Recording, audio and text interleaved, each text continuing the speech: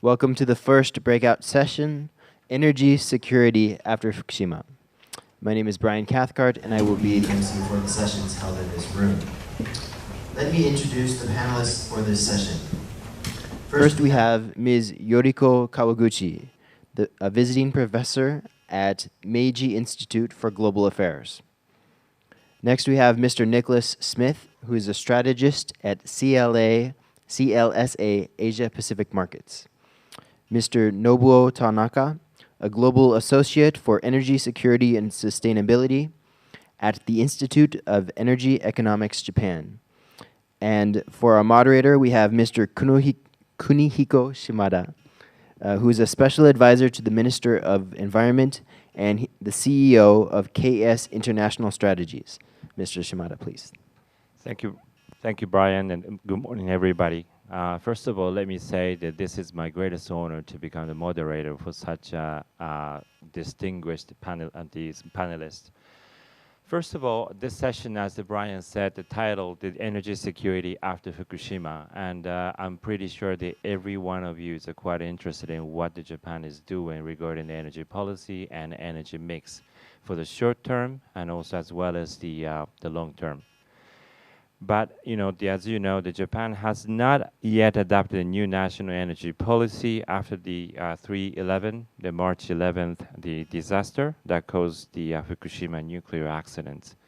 So today we would like to focus on the two main issues. One is actually while there's no easy fix to the question of sustainable energy supply, what should constitute short and long-term strategy for resource-poor country or like a country with the huge resource constraints. And the second one could be like how can Japan achieve its energy security in the face of changing global supply demand balance, because now it's quite difficult because of the rise of the Chinese, the thirst for energy and so on. But as I mentioned, because of the almost 2 years ago, we had the nuclear incident in Fukushima Daiichi plant. And also today, and as of yesterday, the all nuclear plants still like they are currently on hold. So literally there's a zero nuclear time at this moment. So this has actually the great opportunity for us to reconsider what to do with the nuclear regarding in Japan's energy structure. And also, because of the nuclear incidents in Fukushima, we rely on more coal and natural gas. I mean, the normally imported from abroad, mainly from the coal and natural gas. But also, there is a huge hope because the U.S. and the Canada, the North American continent, there's a exploration of the shale gas and shale oil. So even Japan is a high expectation. Maybe we can benefit from the shale oil or shale gas revolution. But we also have the huge constraints still because almost 90% of the oil used in Japan completely rely on the Middle East countries. So in that sense, actually, how we can achieve the sustainable energy supply for the short term, immediate term, in relation to nuclear, but at the same time, for the little bit longer term, like a 2030 or 2050, what kind of long-term the prospects we can see in relation to the energy security. And of course, there's also, as I mentioned before, there's a changing of the energy supply demand.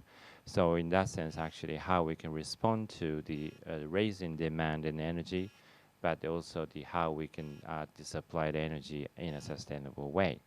So maybe I'm going to stop here. I would like to ask the distinguished panelists to provide us with the opening remarks regarding this specific topic, energy security after Fukushima. So if I may, can I give the floor to ask the Madam Kawaguchi to address to us? Thank you.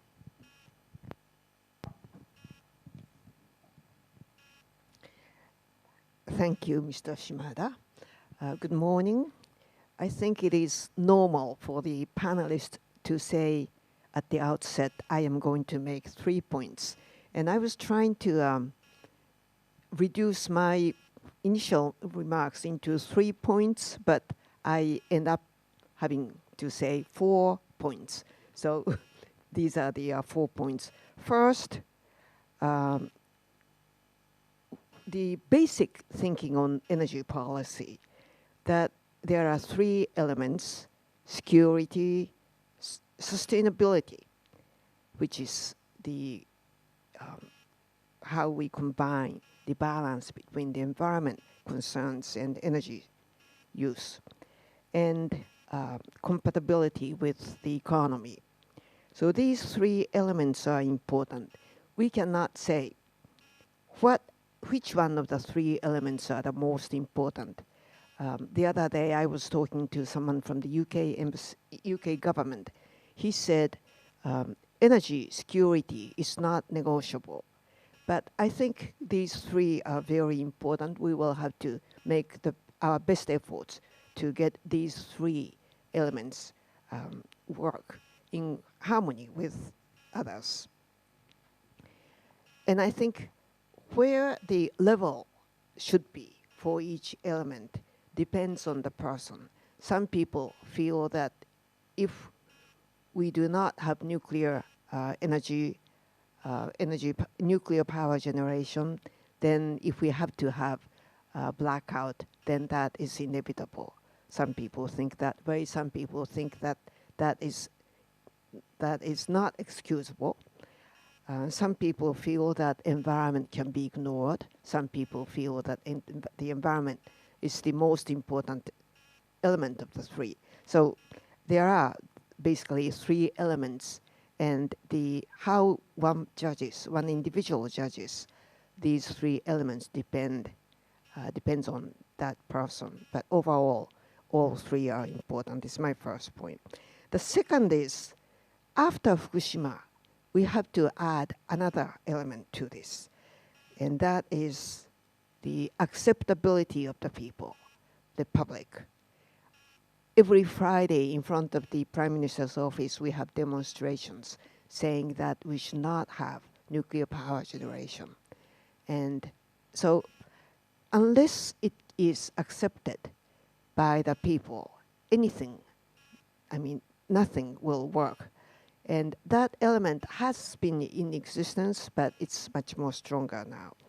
My third point is that what is the greatest energy security issue after Fukushima?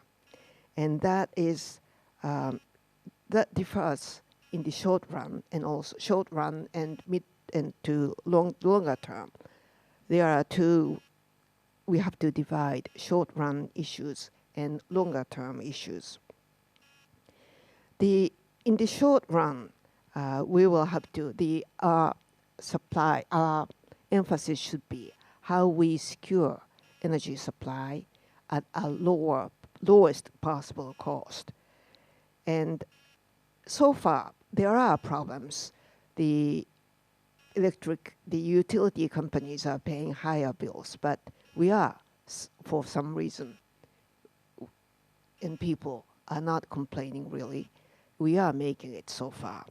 In the longer term, we will have to decide on where we will secure the energy supply which was supplied by the nuclear power generation. And here I do not mean that we should make it 0 nuclear power generation, but people's views differ, the political parties' views differ, but I think there is a overall consensus that we will have to decrease our dependency on nuclear power generation, increase renewables. My fourth point is that we will have to pay more attention to the demand side. It is, in my view, it is regrettable that we are talking about reconstruction plan of the devastated area, Fukushima and North Tohoku area, without really paying much attention to the sustainability element. We have a chance. We will have to make each community, local community, more independent in terms of energy supply. we will have to make our cities and towns more compact so that we will be using less energy. There are lots of things we can be doing right now which are not really placed in the central part of our thinking. So demand side is very important. So these are my four points. Thank you. Thank you, Madam Kawaguchi. You just touched upon the energy security issues and sustainability and the compatibility to economy, and also after the Fukushima, we also have to add the acceptability of the public, especially regarding the nuclear, and also focus on demand side is quite important. So now I would like to ask the Mr. Smith to address to us. Thank you. What we have here is a failure to communicate. The problem here is that most of the reporting on the nuclear issue has been done by people with no post-pubescent scientific education. So I hesitate to say that I'm a nuclear physicist by training, because that's what Kun said, the Prime Minister, and proceeded to make a complete fool of himself. But the science in all of this has been absolutely dreadful. So when we had the problems in Tokyo, a lot of people were frightened, and they got on a plane and they flew to Hong Kong. When they were up in the air, they took more of a radiological hit than I did on the ground sitting around in Tokyo.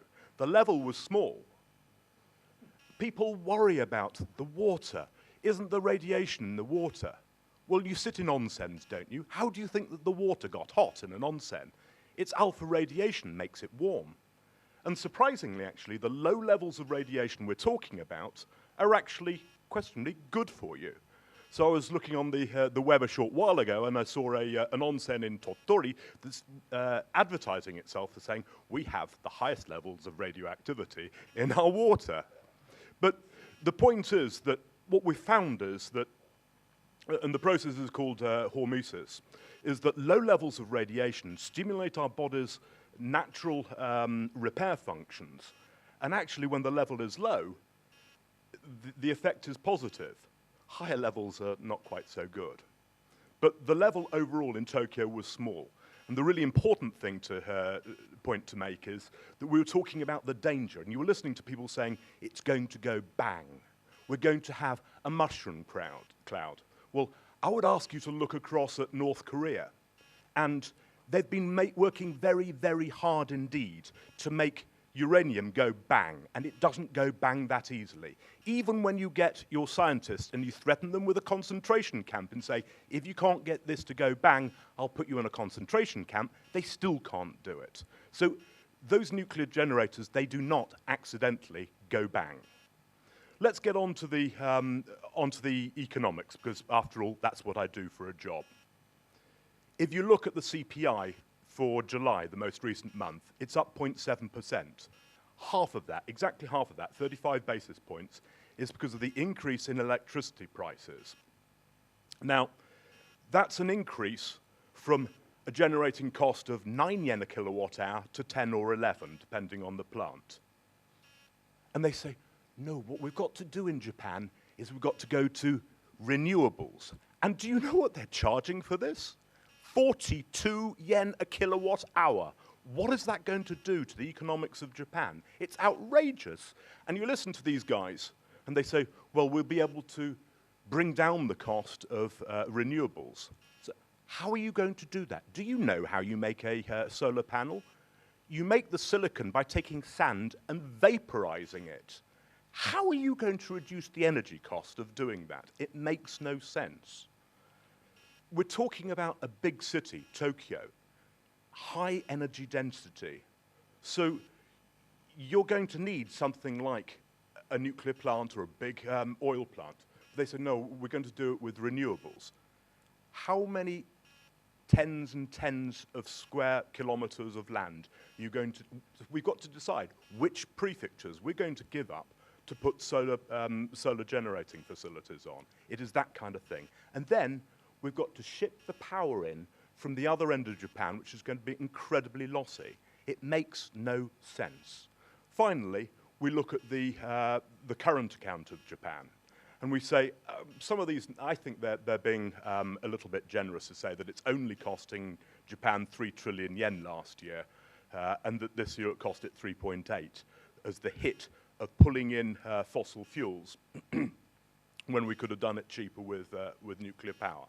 But it isn't sustainable to go on doing it like this. The current account deficit is in the end going to hurt a country like Japan, which is massively leveraged as a government. So this cannot continue. Never mind the problems of the carbon problem that we get from using Flintstones technology and fossil fuels when we could have done it with nuclear. I'll leave it there. Thank you, Mr. Smith. And the next, I would like to ask the Mr. Tanaka, the former the Director General of the IEA, to give us the opening remarks. Mr. Tanaka. Thank you. My point is that the current discussion in Japan is very local and emotional. So my contribution to the discussion here, since I came back from Paris, is that, hey guys, I'm the innocent foreigner, just came back from Paris, and you are doing crazy things. That is my comments, basically. And the thing is obvious. Yes, in 2011, after Fukushima, the IEA's World Energy Outlook focused on Fukushima. And what is energy security after Fukushima? With less nuclear power, how can we achieve the energy security? That was the subject of the World Energy Outlook 2011. Last year in 2012, the focus is different. The focus is what is the impact of the shale revolution in North America to the energy security. So yes, Fukushima is still very, very important for Japan, I fully agree, but the world or global community is moving away from Fukushima to something else. And the chief economist of the IEA, Fatih Birol, said clearly that those individuals who do not understand the shale revolution will be the loser. It is the same to the company, business, or even the country who do not understand the shale revolution will be definitely the losers. So if we continue on discussing safety of nuclear here, we are certainly be the loser. The short-term problem which we face now is the Iranian or Middle East crisis, which could be easily triggered by the Syrian situation. Yes, the Russian proposal stops the US abrupt or urgent attack on Syria. But if this continues without clear solution, I think United States will definitely bomb. When they put the gun like this, they will shoot. That's what we learned from many occasions. And if it happens, the problem is very serious because then what Russia will say is providing Syria or even Iran their very advanced anti-missile defense system called S-300, which is the request of the Syrian government as well as Iranians. They want to protect from, not from the American attack, but from Israeli attack. So then what would happen? If this kind of deployment happens, certainly Israel will be tempted much more to attack before that deployment. And this will trigger the very serious crisis in the Middle East, and Hormuz, the Strait of the Hormuz will be easily blocked if it happens by the Iranian retaliation. And this risk has been increased after this Syrian situation.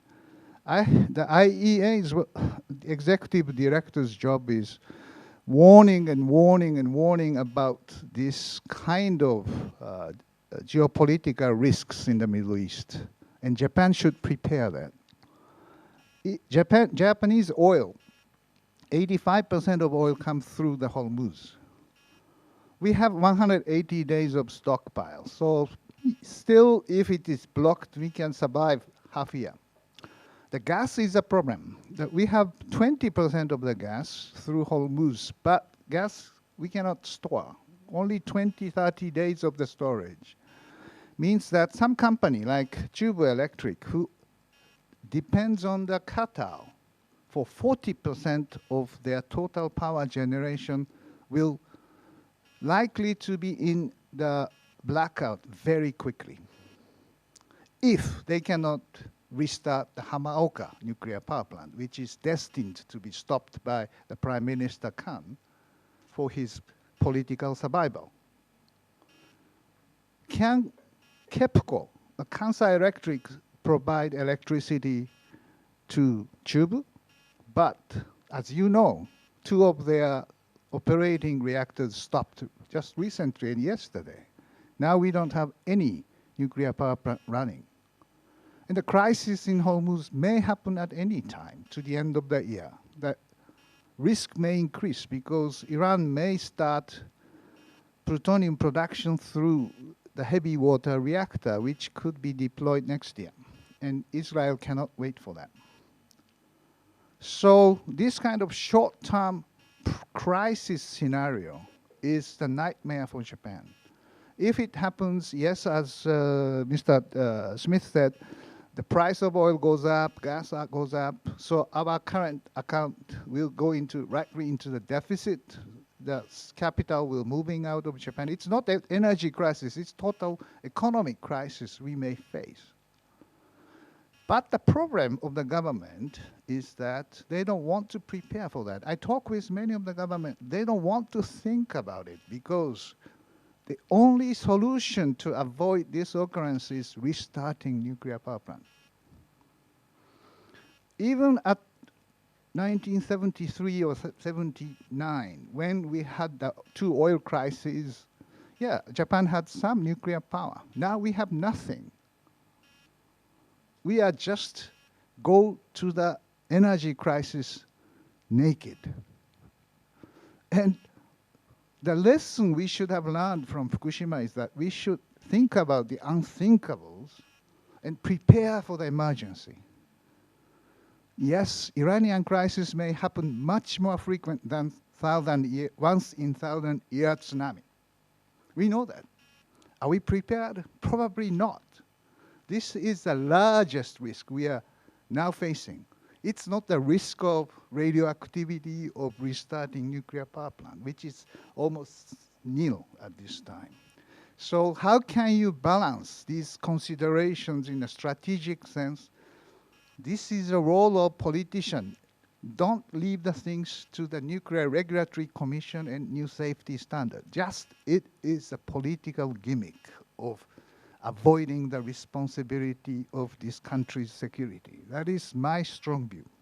In the longer term, another point is that the shale revolution gives the United States a huge benefits. Very cheap gas provides an input to the chemical industry and provides a gas power plant, and it saves many of the manufacturing sector in the United States. US will be the single winner by this shale revolution. How can Japan compete in the longer term without nuclear power? There's no choice. China has coal, Russia has coal, gas, oil, Australia has huge resources. How can Japan, Europe, yes, has another thing, by the way, I will touch upon that. How can Japan cope with this without nuclear power? This is my serious question. And government should convince public. Acceptance is the issue, just Kawaguchi-san said. The European solution is another interesting model. This is a model of collective energy security, which I say. Collective self-defense is the current subject of the Japanese government. Collective energy security, which I mean is that European countries connecting each other by grid, power grid connection lines and pipelines. So Germany can phase out nuclear because of this. And they prepare for the crisis by sharing oil or gas or electricity by their connection.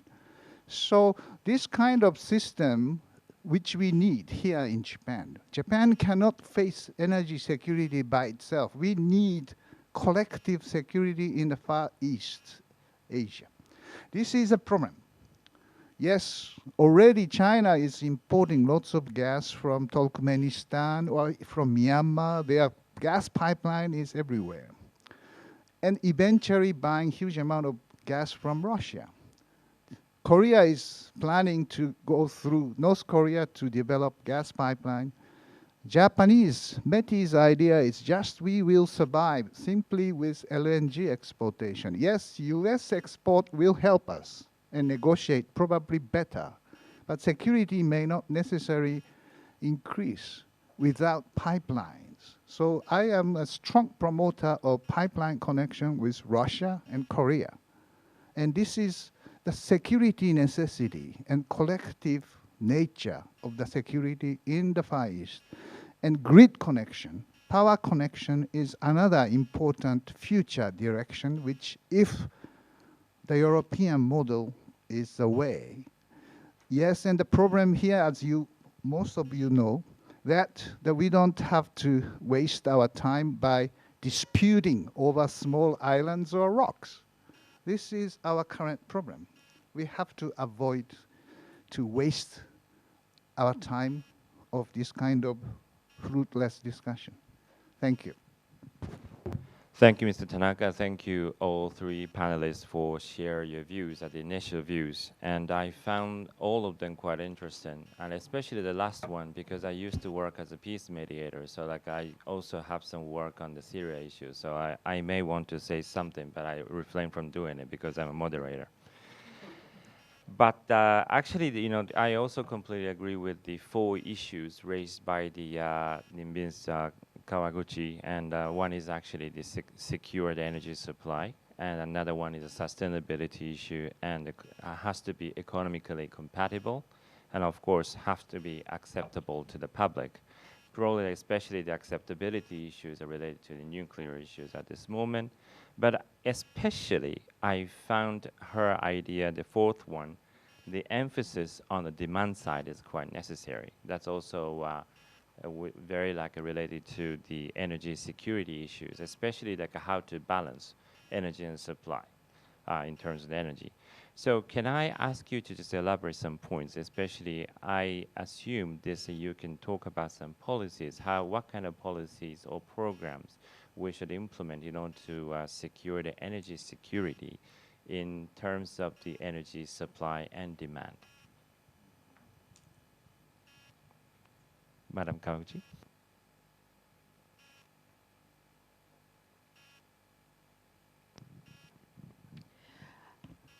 I think all the points that have been raised by the 3 panelists are all pertinent and all connected in some way. I talked about energy independence of local community. We found at the time of the earthquake, many local communities went without electricity. And that was very hard on them, on the people who are already suffering so much. One of the policies I am promoting is to increase energy independence of each community. And for that, what is important is renewable energy supply. There are many sources that we can tap from the viewpoint of a local community. Water for agriculture is used, some part for agriculture, and that has special right to use that water. But we should increase the allowance for the water, that part that is not used for agriculture, for the local power generation. Also, there are some local communities which have wind power. That is also important. Independence is very important. And that's not only for the local community. For that particular local community, we experienced the shutdown of supply chain. One company which is producing some parts for the automobile has a huge share internationally. So it's local. It's a local community issue, but it's an international issue in terms of keeping the supply chain and production. The another element is that compact city with aging of our population. It is already it has become very difficult for local governments to keep the security and safety net level for the elderly people. There are, in some other countries, compact city concept is being discussed, being implemented, and we should be moving toward that direction as well. We have about 1.2 billion tons of emissions, CO2 emissions, and the CO2s emitted from homes, from the transportation, and from the buildings. They basically, the city activities account for 50% of the total emission. So if we could reduce that part, then that will also lead to the energy supply security on a nation level. And these things we should be doing actually right now. And we talk about the COP, the Framework Conventions COP, and also the new protocols in the coming COP. But we are having difficulty reaching an agreement both domestically and internationally on climate change. But this is the time that Japan should be utilizing this opportunity for change. This is an opportunity for change. Thank you. Thank you, Madam Kawaguchi. I completely agree with your opinions, especially the last one, the climate change, because I also work at one of the lead negotiators for the climate change on behalf of the Japanese government now. And also, I especially like the idea that energy independence for local community, and because if you look at the earthquake hit area in eastern Japan, it's kind of a future of the kind of the whole Japan, because with the aging society and with the higher unemployment, so we definitely need to reconstruct the society. So next, I would like to also touch upon what Mrs. Smith also mentioned, especially also find the communication failure, the failure to communicate the right message to the public regarding the energy situation in relation to renewables, I would say also nuclear as well. But rather than touch upon the communication issues now, since you are the specialist in the market and also the oil and also chemical industry, may I ask you to elaborate the point on the hike of the electricity prices and also hike of the energy prices, especially for the oil and natural gas, in the time of the, for example, 2012 and such. Now there's a huge interest in Japanese investors in the renewables, especially with the super generous 42 yen per kilowatt hour feed-in tariff. So, but do you see the feasibility or sustainability to pay the 20 years of the 42 yen per kilowatt hour feed-in tariffs in order to enhance the percentages or ratio of the renewable energies within the national energy mix? I'd like to start by apologizing. I obviously wasn't forceful enough in my first attempt, so let's put it down really clearly.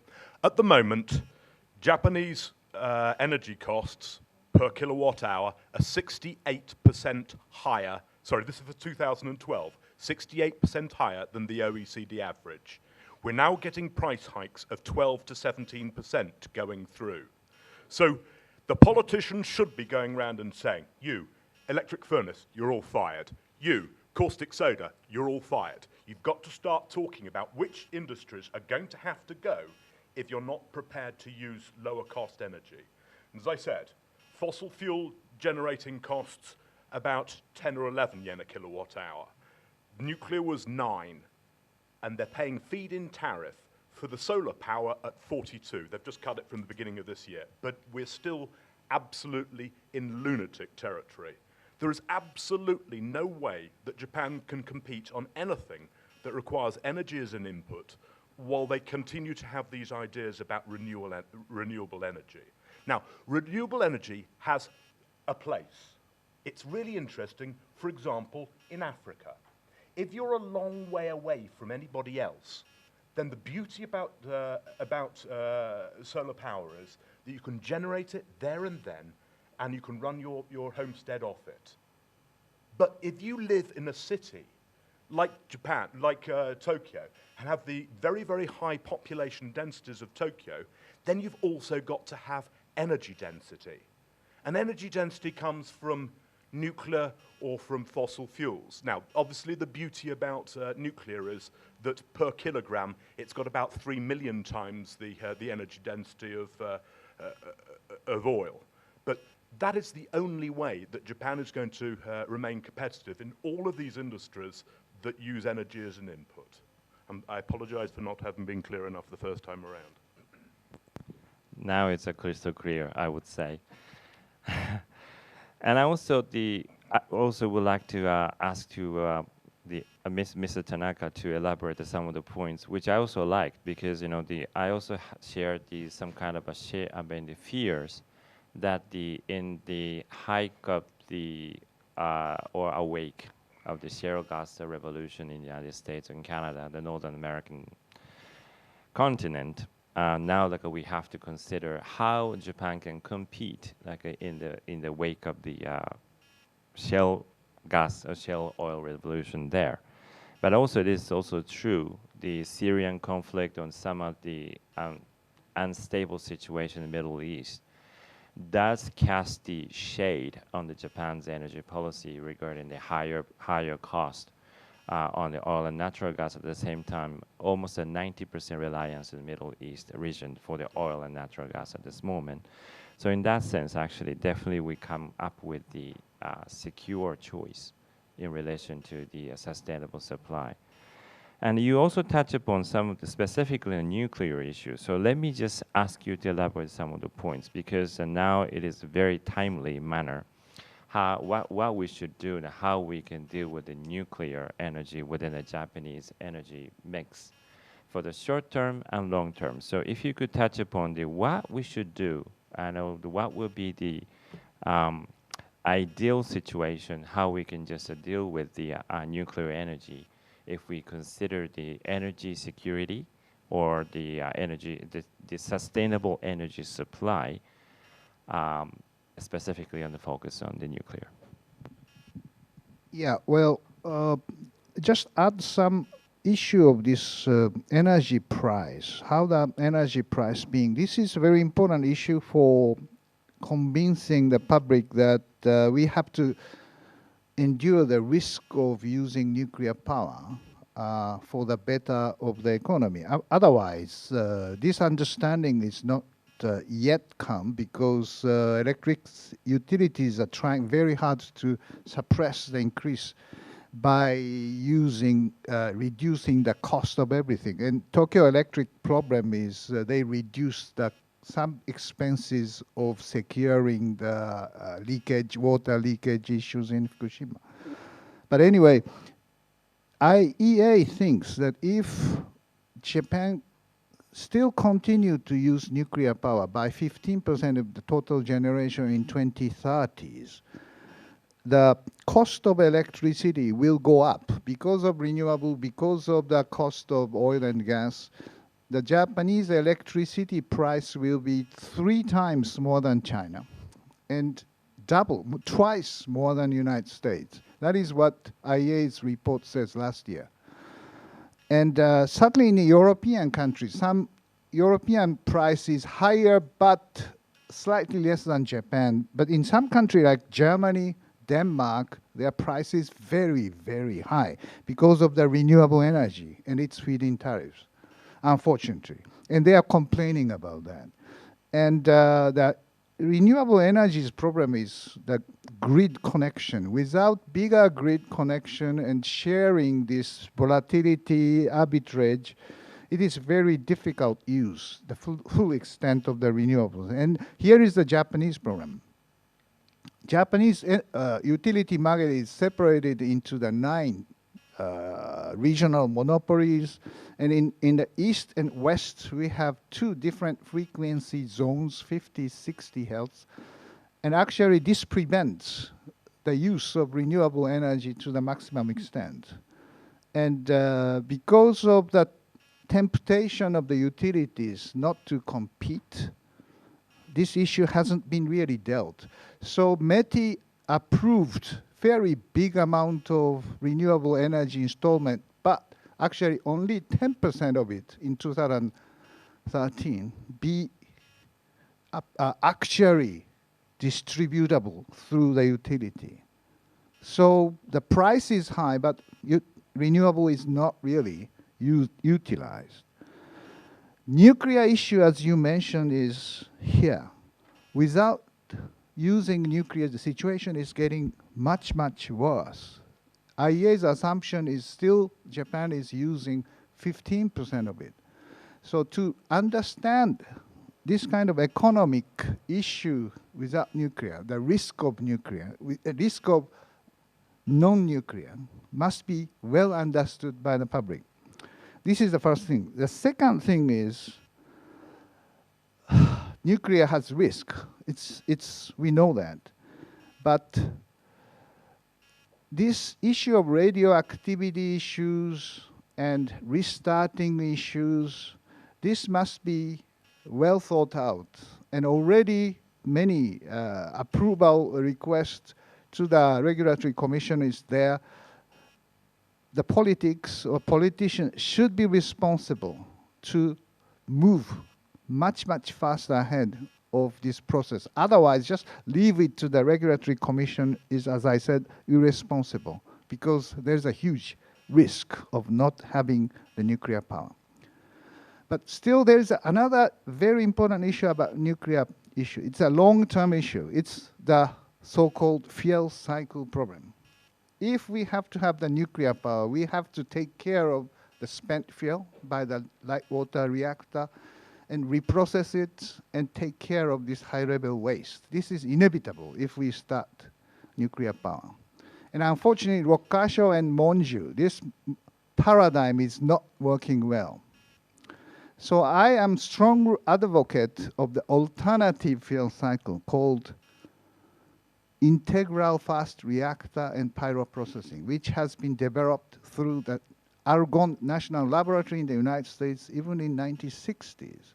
And this process is much safer in terms of the blackout. It has so-called inherent safety mechanism, and also it has much proliferation resistant.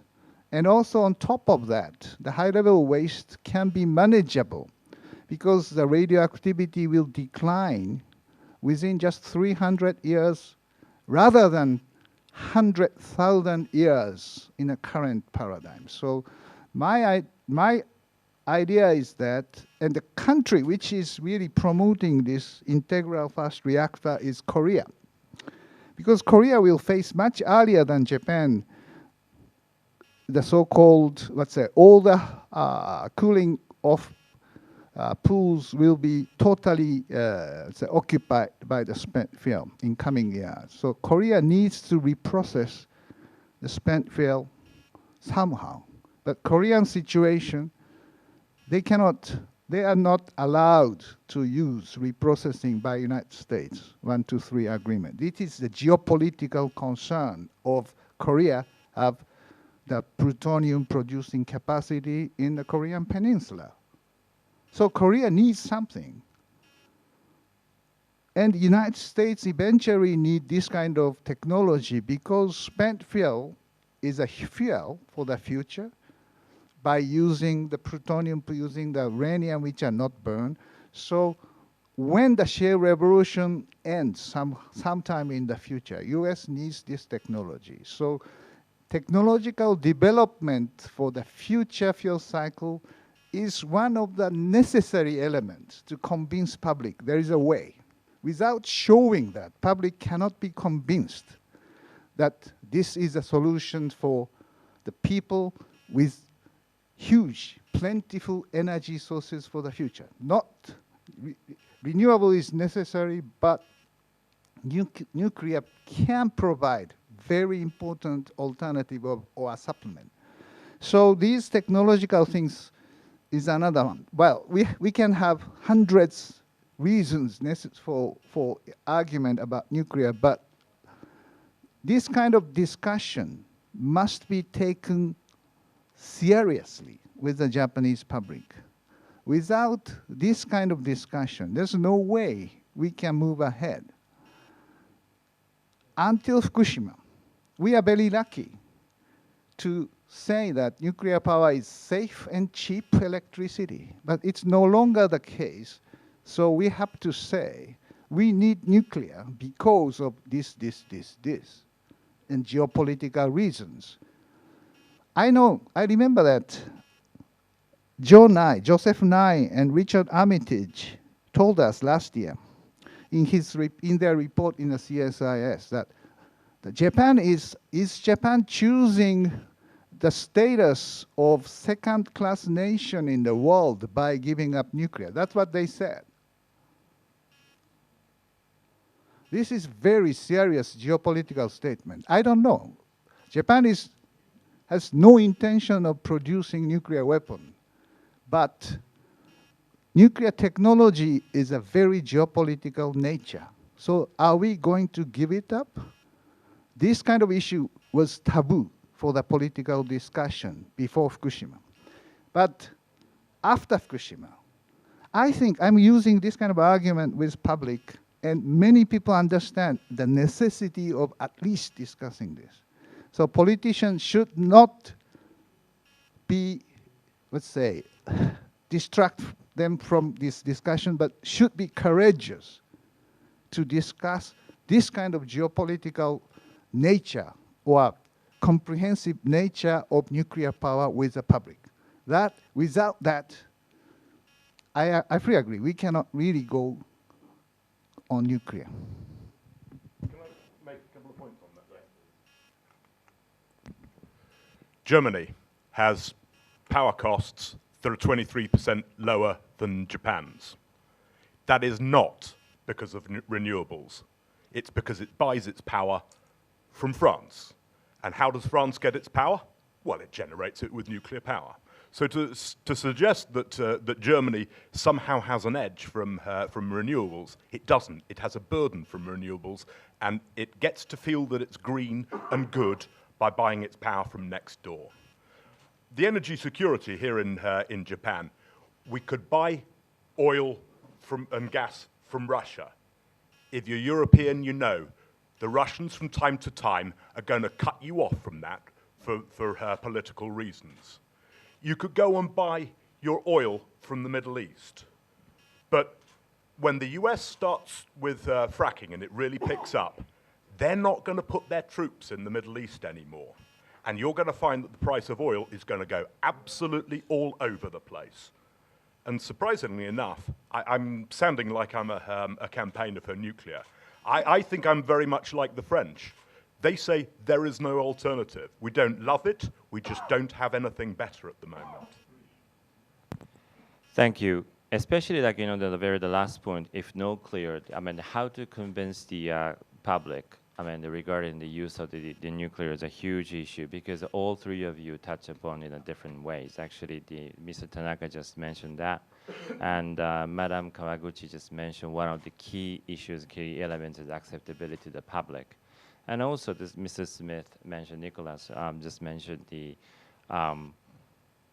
question of maybe like a miscommunication or the failure to communicate deliver the kind of message. But rather than just the extending this one, because we touch upon the nuclear issues, but at the same time we also facing the I increased the price on the coal and natural gas as well in Japan. And also, at the same time, by using the more gases and more the coal, Japan is facing the increasing trend for the CO2 or greenhouse gas emissions. So the last point, let me just briefly touch upon the climate change issue in relation to the energy security. So now the nuclear could be like considered and still think like maybe like this is a super low emissions or zero emission source. But at the same time, there's also lack of acceptability from the public. And also, with the heavy reliance and more reliance on coal and natural gas at this moment. So with these points in mind, I would like to ask all three of you to briefly mention regarding the energy security in relation to the climate change trend. So, Madam Kawaguchi, can you start? Before I touch on this subject, I just would like to make one point about public acceptability of nuclear power generation. When we just say public, as though it's one unit. But there are differences among the public. Some people basically from the local communities where the power plants are located, they tend to be for the nuclear power generation because their employment depends on that. Of course, there are people who are against it in that local community. People who are in the cities, like in Tokyo, who consumes energy, electricity generated by nuclear power plants, they say that they are not for, despite the fact they have been benefiting from that. So when we say public, there are a variety, and we will have to talk to the public, quote unquote public, in a way which is pertinent to each group of among the public. About climate change, our past plan depended on the use of nuclear power. In fact, it was going to be raised to 50% of energy supply in the future, which is not possible now. And we will have to come up with the 2020 target, and we have been debating. I was a Diet member until quite recently, and I was involved with that discussion as well. We will have to think in a very out of the box way. We will have to think innovatively. And I think I have a brilliant idea which I have been talking about, and that is we combine renewables and nuclear power because they are clean energy in terms of emissions, and we come up with a figure for that category. We say something like, right before the earthquake, that number was about 40%, nuclear and renewables combined. Now we will have to increase that number in the future if we are to reduce our emissions to an acceptable way. So, but right now it is impossible to say how much of that comes from the nuclear power. So we will just combine the two groups and say that certain percentage to that group, and then we'll work the actual combination in due time. Thank you. Thank you, Madam Kawaguchi. Actually, I just, got the cue. I got to go for the Q&A, but if the two of you still have something to add to what Madam Kawaguchi just mentioned regarding the relation to the climate change, please do so now. Otherwise, I will jump into the Q&A session. But Mr. Tanaka, yes, yeah, please. Just one comment. Yes, I think that you mentioned about security and climate change. This is basically same thing except coal. If you don't use more oil, gas, that certainly increase the security. So renewables, nuclear increase the security. but coal is different. You need some carbon capture storage, some kind of technology to make coal friendly to the environment. Other point is demand side. Yes, energy saving, conservation certainly increase the security by not using it. And the US energy independence by the shale revolution, this is a famous storyline, but in fact, half of this energy independence comes from energy conservation. Shale supply revolution and increase explains half of it. And the other half in the IEA's number comes from very stringent fuel standard, which United States is going to apply to the car sales in the CAFE standards. So energy efficiency, yes, this is very important for security and climate change. And the way we have to make the case about climate change is, usually climate change means to do these kind of things, renewable efficiency, nuclear, etc., etc. We do this for somebody else. But energy security, if you call them energy security measures, you do the same thing for your own sake. So politically speaking, if you name these measures as energy security, it's basically the same impacts to the CO2 emission, but it's much more acceptable to the public. And politicians often use it. Yes, in China, in President of the United States, everybody calls this security. And certainly that is one way to promote the climate change mitigation in the future. Thank you, Mr. Tanaka. Yes, Nicholas. Climate change is a bit of a sad issue, isn't it? It's not science. We're talking about a religion here, and we're talking about scientists who are unable to discuss the issue and say, actually, there are huge holes in this whole discussion, but they're not able to say this because the politicians have got control of things. And this should be particularly important in Japan, because Japan has some of the best scientists, some of the best engineers in the world, and it has many of the worst politicians in the world. We should be listening to the scientists on this one and say, now, what we like about climate change, actually, they've got the thing the wrong way around. They said the world was going to get warm, and actually it's spent the last 10, 20 years getting colder. And the people who do futures trading in climate or in weather use a completely different set of models. I was stunned. If you talk to my kids and say, can you draw me a picture of the weather? They'll do the sun. They'll do the clouds. And none of those are in the climate change models. Can you imagine that they came up with a model that didn't include all this? Now, what we like about climate change is it forces us to do a number of things that are useful. So we've got to make our usage of energy more efficient. The vast majority of your car is the energy spent driving that little bit of metal around. And unless you're quite fat like I am, you are a small part of all that energy. So making things more efficient, brilliant. But this thing about carbon capture or carbon credits, which is basically a way of ODA, of giving money to poor countries, is a side issue. Let's concentrate on the really important things. Thank you, Smith. And can I ask Madam Kawaguchi to react?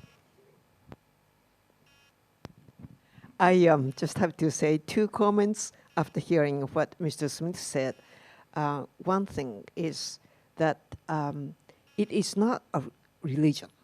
It is science. It is science-based. For one thing, if you talk to the ocean scientist, the acidification of ocean is increasing. It's getting more acid. And this is very certain. I hope that you will talk to him or to the people, scientists in that group. Another thing is that we do have a principle called precautionary principle. And if we are not certain if that something is happening for sure or not, but if it is too late when we find out that it's something happening for sure, we need to, to prepare for that, we will have to make actions. and that is the precautionary principle. And climate change convention is using this precautionary principle. So I wouldn't quite buy the argument it is religion. But it's Thank- worth remembering that the CO2 levels were about half as high again during the time of the dinosaurs. We've been here before. Yes, exactly. So now we still have a 15 minutes sharp. So like, can I just open the floor for the Q&A? But please address your name, your affiliation, and if you want to have a specific question to one of the three panelists, please also to whom you address the question. So can I give the floor to George? George, yes. Thank you very much, Chair. I really admit that there has been some lively presentations here, just across the board, and it's very difficult to find space within the conflicting views. But let me mention a couple of things. One, the Prime Minister had promised the leaders of the African continent during TICAD 5 that they would expand the investments, especially in infrastructure and energy in the African continent. And we are beginning to see quite some new findings of petroleum and gas, especially in the West Indian coast. And this does not appear in the Japanese policy of diversification of sources. There seems to be more concentration on the Middle East and Syria and etc. And I don't know whether there is a Japanese position regarding the new finds of petroleum and gas in the African continent. But also let me mention a comment on Mr. Smith's argument. In terms of the Japanese politicians managing the public space, is there a problem here? And can you pinpoint the problem if you think there is a problem in managing Japanese space, public space? My name is George Kroda. I'm from the University of Nairobi in Kenya. Thank you very much. Is there any other question? If not, can I ask the first Madam Kawaguchi to react, and then Mrs. Smith? Just briefly, what Prime Minister promised at the time of TICAD 5, he was serious, and we are going to, I don't know if I can say we anymore, but the government is going to make every effort to increase that investment. African economy has been growing, and it is very good that it is growing. Diversification of energy supply has been Japan's policy. Right after the first energy crisis of 1973, diversification was a big thing. And we succeeded in diversifying to some extent, but mainly because of the price factor. The lift to the market, it goes back to the Middle East, and that's what is in place right now. But we do certainly need some more policy measures to diversify, and certainly Africa supply, if that becomes commercially acceptable in comparison to other suppliers, definitely Japan thinks seriously of it. Thank you. Nicholas? Sorry, your question is the handling by the politicians. Public space, yes. We've got two completely different periods here. The period under the DPJ when there was no organization, and we were saved very substantially by the Americans here. If they had not been here, we would have been in deep trouble. And I think the reason is that, of course, one of the places that they use nuclear in the US is in the military for powering carriers and for powering submarines. So you've got this fantastic combination of people that A, understand the nuclear technology, and B, have leadership, which is so desperately missing here in Japan. Then we've had a switch over to the DPJ, as to the LDP. Now, their problem is, and they didn't really need, they have got a 68% supermajority in the lower house, so they didn't really need, strictly speaking, the upper house. But they have got it, and they've now got that 50, just the perfect level in the upper house that allows them to execute quickly without giving them so much power that they could do crazy things like change the constitution. But under them, they wanted to keep things under wraps until the upper house elections. And from there on in, I expect the country to move much faster on trying to deal with the nuclear issues. Thank you very much. Can I ask the Mr. Nick Going? Let me pick up on a point from Mr. Tanaka. Nice to see you again, Mr. Tanaka. And I'm going to say what I was going to say before a senior representative of the Prime Minister's office came and sat down beside me. Because I was very struck, and leading to what I suspect Richard's going to talk about this evening, or at 4 o'clock, about trust in government. I'm staggered when you say, and I understand where you're coming from, I do not think the unthinkable. We do not think the unthinkable and prepare for an emergency. Are we prepared? Probably not.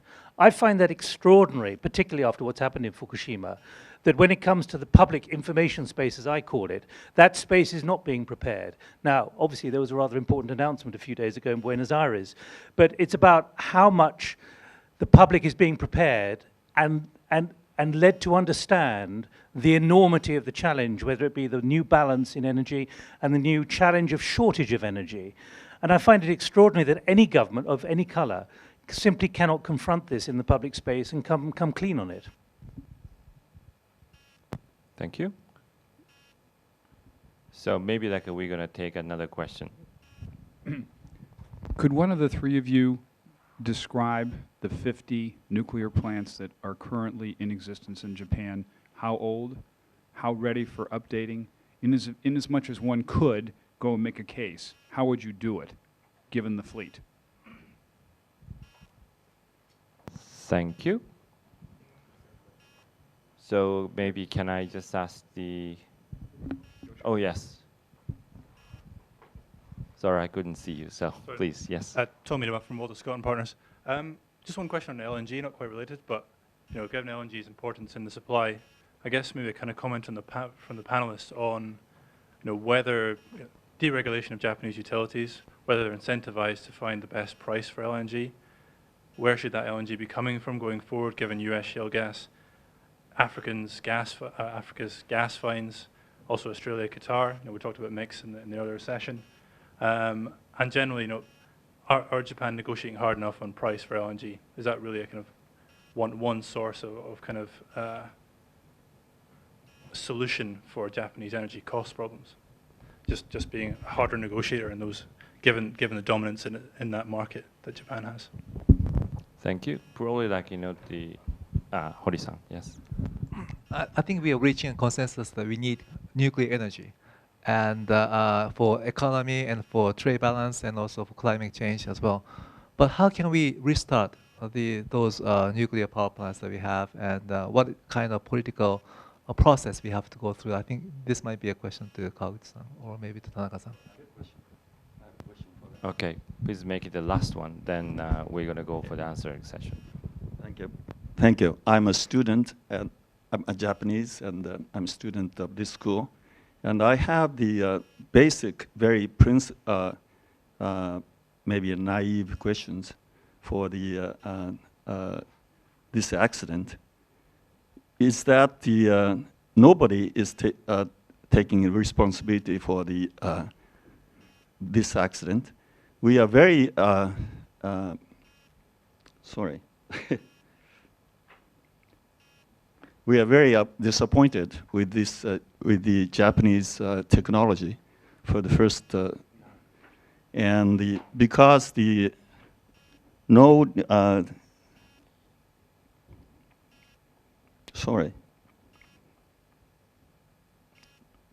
sorry to say this big issues for the Nuclear Engineering Society or the Genshiroku Gakkai is not responsible for this big problems, and also Professor Madarame has been long been responsible for this nuclear policy for a long time, and he hasn't been spoken up anything about this. And most of the Japanese public or the common people is not agreed or didn't hear any responsibilities or the response from the responsibility peoples of Japan. And politicians, we don't trust the politicians, but we would like to trust on the scholastic engineers of Japan, but has been Sir, could you just focus on the question? sorry, but the point is that why did they overlook the extent of the tsunami by the yes, okay. Thank you. You're being very unfair, actually, in suggesting that this is a technological problem. Now, the whole problem here has been that that TEPCO is run. It has fiduciary requirements to make money.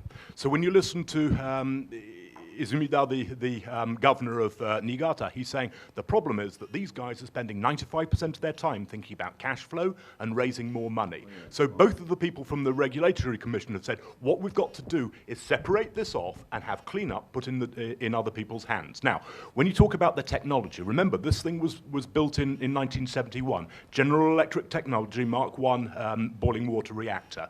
Now, the thing had a number of problems that were talked about when it first came out. So you remember Stephen Hanauer in the US was saying at the time, you've got a couple of problems. One, primary containment facility doesn't have enough space in it to take a pressure build, but they cut costs on that. Then they said, if you have a pressure build, you've got to release it into the atmosphere. You should put filters on. They decided not to do that. And then back in 9/11 times, the Americans came along and said, now, you've got problems with potential terrorist risk here. If terrorists would come in and cut the link between your secondary generating and the power plant, then you have danger of runaway heat there, and they didn't deal with it. So a number of things have been wrong with the plant right from the start, but certainly don't blame the Japanese engineers for this. It's been, mostly the problem has been they've cut costs all the way through. Now, the costs cut recently that have caused the problems, for example, the water holding. Remember, you've got the Abakuma mountain range, drains water straight past and gets 400 tons of water a day coming in there. So they put water containment tanks here. But TEPCO didn't have the money for it. So what they did was they just bolted together some tanks, and they should have welded the blasted things. But they don't have any money because the government is trying to put all of the costs of this onto TEPCO when the original 1964 law says that the government should be picking up some of the tab for this. Thank you. And since the time is limited, let me just ask Madam Kawaguchi and Mr. Tanaka to just respond to some of the questions. About how to proceed, talk to the public. I am not pessimistic. I trust the Japanese public. They have a very good, deep understanding of many issues that surround Japan. And the government has been already making efforts to talk to them. Right now, 2 years and a half from the earthquake, people are still very emotional. So we are going to need some more time. But with time, Japan is able to move forward after getting the good understanding of the public on the issues, whole issue, in a very comprehensive way. Thank you. Mr. Tanaka? Yeah, my point is that, yes, this accident, tragic accident, is caused by human error. This is clarified. This is by the many commissions, government commission, parliamentary commission, private sector commission.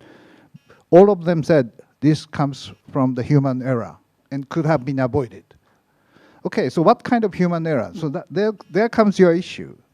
Where like Nicholas said, the B5B issue, NLC requested Japanese government utilities to prepare for the plant, let's say, whole plant blackout in case of terrorism. And if we have done that, maybe this accident could have been avoided. So, in fact, the U.S. announced just after, within 30 days of Fukushima, NRC announced the US reactors are safe because they took the measures preparing for the total plant blackout. And why it didn't happen? Yeah, METI or regulatory agency said, well, Japan is safe, no terrorism attack is supposed, and also that the total plant blackout is not thinkable, unthinkable. They said that. So clearly, somebody must be responsible. So make sure that who took this kind of decision is very important. And is he going to be responsible in this lawsuit or whatever? Well, that's another more cultural issue for Japan. But transparency, the information, who must be responsible for this mistake must be clarified. That is the way to convince the public the restarting of the power plant. I agree. And also that it is true, TEPCO's management, TEPCO's let's say operator made a mistake, just as GE's reactor should have been prepared well. And also that there are other reactors who are closer to the epicenter. Onagawa escaped the problem because they decided to build much higher. And there is a Fukushima Daini. Yes, because they built the generator within the house, so no problem. It's a newer technology. And another one, this is another very interesting case of Tokai Daini. It's in the Ibaraki prefecture, much closer to Tokyo, and also attacked by the high wave. But they escaped, just matter of 2 days. They completed the fix, the walls to prevent a tsunami, just the matter of 2 days. And they saved. Well, the God helps those who help themselves. So TEPCO didn't do that. Why TEPCO didn't do that? That should be clear answer for that. TEPCO put too much kind of importance to Niigata. Kashiwazaki, Kariwa, they are newer and larger reactors waiting for restarting. So they put all the money, human resources, and kind of mobile, let's say, electricity, cars, all in Niigata, not in Fukushima, even though they knew that Fukushima may have the risk if tsunami comes. So this is definitely the choice, fiduciary choice or financial choice of TEPCO top management. They think that Niigata's kind of private, emotional safety means anshin. Niigata's anshin is more important than Fukushima's security, Fukushima's anzen. This was the choice of TEPCO management. So it's clear, they're responsible. Politics, in a similar way, be responsible for certain mistakes. So these kind of things must be clarified to convince the public. I fully agree. And LNG thing, somebody said about LNG. Yes, we need lots of, let's say, diversified sources. So Africa is important, US is important. We need pipeline from Russia to diversify the sources, just as Europeans do.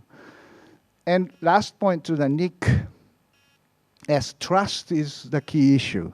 In the end, we had such a disaster in Iranian crisis in 1973 and 79. Do we need to repeat this kind of disruption to convince the public of restarting nuclear power? But I'm very afraid the cost of that is enormous and huge. That is the reason why I'm crying wolf and crying wolf all the time, to convince the public and politicians not to repeat the mistake which we made in 1970s. Thank you very much, Mr. Tanaka. This is a wonderful panel discussion. I learned a lot, and I'm pretty sure I got lots of the knowledge thanks to the three panelists, and I can impress a lot of international people after that because of the knowledge I got. So I would like to ask you to give the round of applause to the three panelists. And thank you very much. Brian, back to you. Thank you. Thank you all for a wonderful panel.